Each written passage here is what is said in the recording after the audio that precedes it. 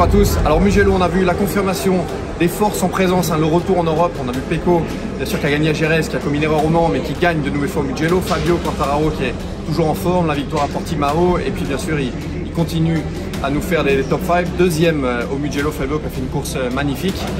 Et bien sûr, on a Bastianini, la wildcard. Alors lui, 3 victoires depuis le début de l'année. Par contre, il fait encore pas mal d'erreurs, mais il confirme qu'il sera là pour le championnat. Du côté d'Aleix Espargaro, c'est vraiment une renaissance de l'Aprilia cette année. 4e podium d'affilée, ça n'était jamais arrivé dans l'histoire d'Aprilia en MotoGP. Donc voilà, les forces en présence sont confirmées du côté du MotoGP en Europe.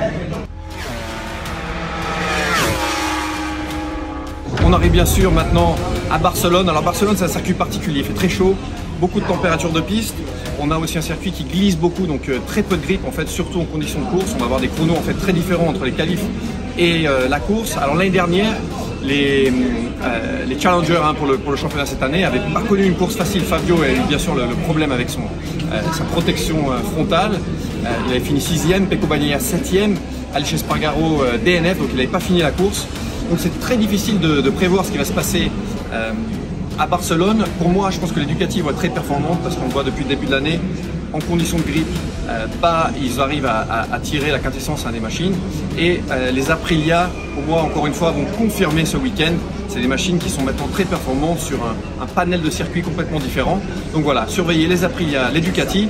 J'espère que les Suzuki, on va arriver à redresser la barre, puisque suite à l'annonce du retrait, on a connu un week-end au Mans, donc double DNF, un week-end à Mugello, double DNF, donc un circuit qui devrait bien correspondre aussi aux Suzuki.